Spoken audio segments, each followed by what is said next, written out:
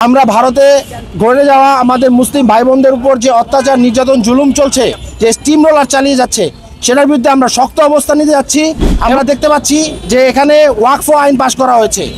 এর আগে একটি মসজিদ ভাঙা হয়েছিল, যে বাবরি মসজিদ, এবং আরও অন্যান্য মসজিদের উপর হামলা হয়েছিল।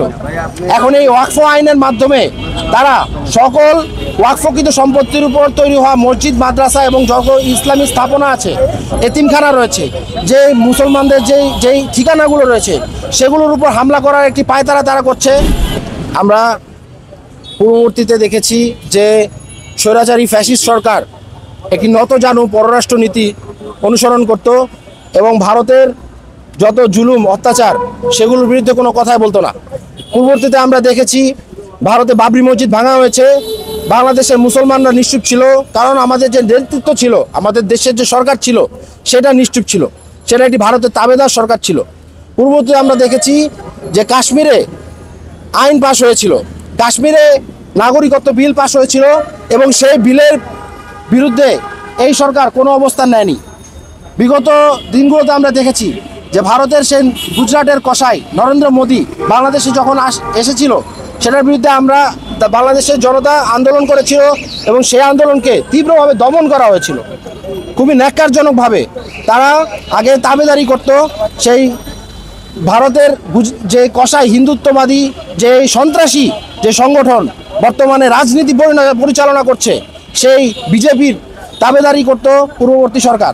কিন্তু বর্তমানে আমরা একটি স্বাধীন রাষ্ট্রে বসবাস করি, নতুন বাংলাদেশ পেয়েছি, এবং এই বাংলাদেশে আমরা ভারতে ঘটে যাওয়া আমাদের মুসলিম ভাই বোনদের উপর যে অত্যাচার নির্যাতন জুলুম চলছে, যে স্টিম রোলার চালিয়ে যাচ্ছে, সেটার বিরুদ্ধে আমরা শক্ত অবস্থান নিতে যাচ্ছি এবং প্রয়োজনে সেটার বিচার আমরা করব। আজকে আমরা দেখতে পাচ্ছি যে এখানে ওয়াকফ আইন পাশ করা হয়েছে। এর আগে একটি মসজিদ ভাঙা হয়েছিল, যে বাবরি মসজিদ, এবং আরও অন্যান্য মসজিদের উপর হামলা হয়েছিল। এখন এই ওয়াকফ আইনের মাধ্যমে তারা সকল ওয়াকফকৃত সম্পত্তির উপর তৈরি হওয়া মসজিদ, মাদ্রাসা এবং যত ইসলামী স্থাপনা আছে, এতিমখানা রয়েছে, যে মুসলমানদের যেই ঠিকানাগুলো রয়েছে, সেগুলোর উপর হামলা করার একটি পায়তারা তারা করছে, এবং খুব শক্তভাবে তারা মুসলমানদের উপর হামলে পড়েছে। আজকে আমরা ফিলিস্তিনের নির্যাতিত নিপীড়িত মুসলমানদের পক্ষে দাঁড়াচ্ছি, কিন্তু আমাদের ঘরের দুই পাশে যে ভারতে যে মুসলমান, যে পৃথিবীর দ্বিতীয় সর্ববৃহৎ মুসলিম জনসংখ্যার একটি দেশ, সেই দেশে মুসলমানদের উপর হওয়া অত্যাচারের প্রতিবাদ জানানোর দায়িত্ব প্রথম দায়িত্ব পড়ে আমাদের বাঙালি মুসলমানদের উপর।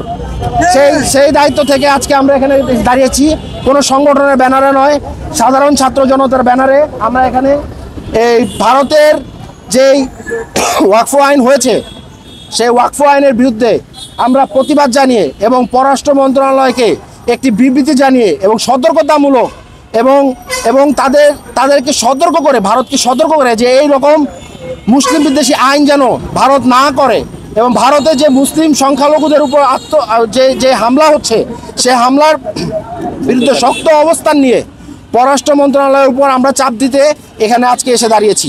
এবং আজকে আমরা এটুকুই করতে পারি, যেহেতু রাষ্ট্রীয়ভাবে আমরা তাদের বিচার করার মতো ক্ষমতা রাখি না, কিন্তু সেই বিচার করার দাবি আমরা এখানে জানাচ্ছি, এবং আমরা জাতীয়ভাবে জানাচ্ছি এবং আন্তর্জাতিকভাবে আমরা এই দাবি জানিয়ে যাব। রাহে ইসলাম, সত্যের পথে অবিরাম পথ চলা।